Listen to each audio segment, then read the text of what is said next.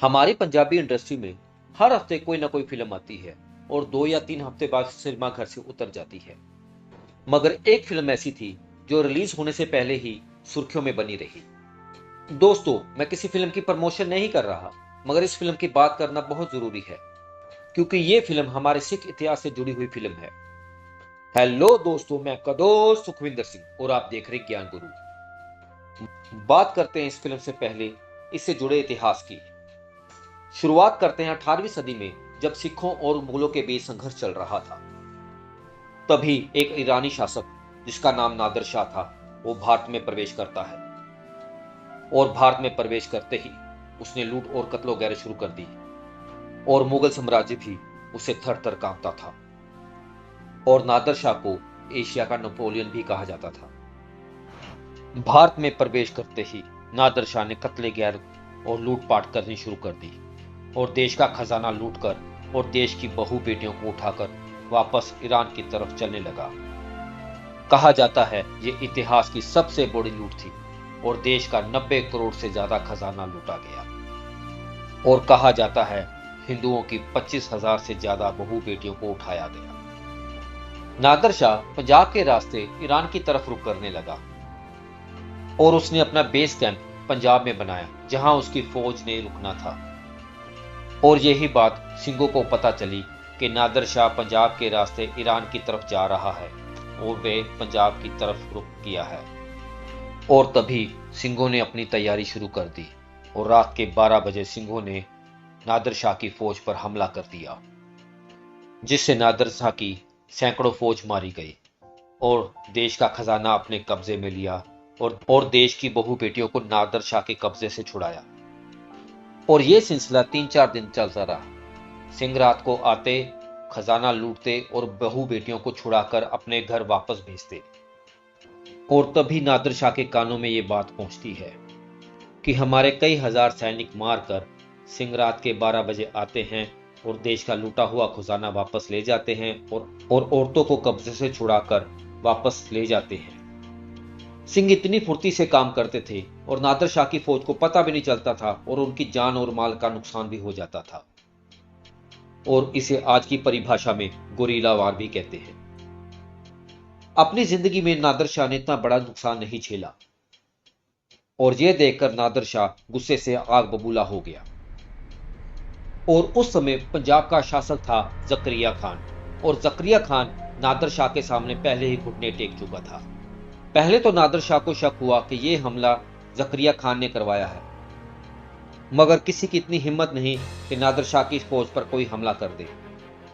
नादिर शाह ने जकरिया खान को धमकाया कि यह हमला तुम्हारे इशारों पर हुआ है, मगर जकरिया खान हाथ जोड़कर और झुककर नादिर शाह के सामने खड़ा हो गया और कहने लगा, हजूर, मैं तो आपका गुलाम हूं, मेरी इतनी औकात नहीं कि मैं आपकी फौज पर हमला करूं। यह जरूर गुरु के सिंघों का काम है जिन्होंने आपकी फौज पर हमला किया है। नादिर शाह पूछता है, कौन है ये गुरु के सिंह? मैंने तो आज तक इनको नहीं देखा।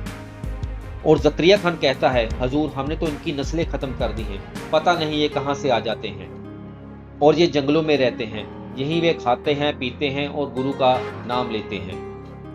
हमने तो एक भी सिंह जिंदा नहीं छोड़ा, मगर फिर भी ये पता नहीं कहां से आ जाते हैं। जैसे पेड़ की शाखा काटने पर दोबारा आ जाती है, पता नहीं ये कहां से दोबारा फिर निकल आते हैं। नादिर शाह सिंघों के बारे में जानकर उत्सुकता से भर जाता है और वे देखना चाहता है कि सिंह कैसे रहते हैं, उनका खान पान, उनका रहन सहन कैसा है। नादिर शाह जकरिया खान से कहता है, सिंघों को मेरे सामने पेश करो, वे कैसे दिखते हैं, उनको मैं एक बार देखना जरूर चाहता हूँ। नादिर शाह इस बात की जिद पर अड़ गया, वह सिंघों को देखना चाहता था, मगर जकरिया खान नादिर शाह के सामने सिंघों को कैसे पेश करें, क्योंकि सिंह जंगलों में रहते थे। और जकरिया खान को नादिर शाह के सामने पेश करने के लिए उसको अपनी फौज का भी भारी नुकसान झेलना पड़ रहा था। कई बार जकरिया खान ने अपनी फौज को जंगलों में भेजा, मगर उसके सामने अपनी फौज के शव ही मिलते और समय के साथ साथ नादिर शाह का गुस्सा भी बढ़ रहा था। और तभी थक हार कर जकरिया खान ने मीर आलमों को बुलाया, जिन्हें हम मरासी भी कहते हैं। बता दें, मीर आलम नकल करने में बहुत ही माहिर होते हैं और कहा गया कि आपको नादिर शाह के सामने सिंघों की वेशभूषा में रहना है। और कहा गया वे कैसे खाते पीते और युद्ध में निपुण होते हैं, ये आपको दिखाना है। और किस तरह गुरु के सिंह शस्त्र विद्या में निपुण होते हैं और अपने गुरु का नाम जपते हैं, ये सभी आपको नादिर शाह के सामने पेश करना है। और मीर आलमों को सिंघों के बारे में पता था और फिर पूरा एक माहौल तैयार किया गया और उन्हें सिंघों की नकल करने को कहा जाता है।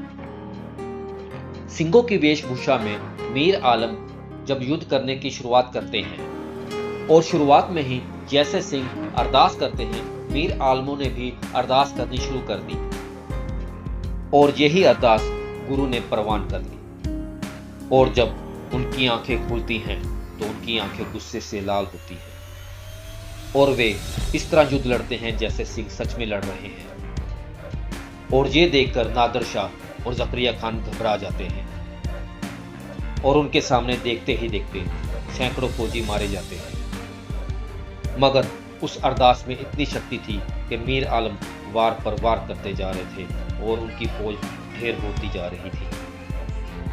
और मीर आलम जकारे पे जयकारा छोड़ रहे थे, जो बोले सोनेहाल सत श्री अकाल।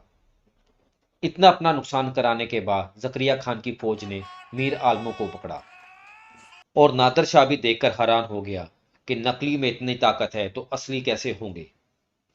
दोस्तों, ये था हमारा इतिहास, किस तरह हमारी अरदास ने नकली से असली बना दिया और एक आम इंसान कैसे शेर बन गए। दोस्तों, मैं यही कहना चाहता हूं कि अपने बच्चों को अपने इतिहास के बारे में पता होना चाहिए और हमारा इतिहास क्या है। और जो कौम अपना इतिहास भूल जाती है वे अपना सब कुछ भूल जाती है। कृपया करके अपने बच्चों को अपना इतिहास बताइए। तो दोस्तों, आपको मेरा ये वीडियो कैसा लगा? लाइक शेयर और कमेंट जरूर कीजिए। अपना और अपने परिवार का ध्यान रखिए। Thank you.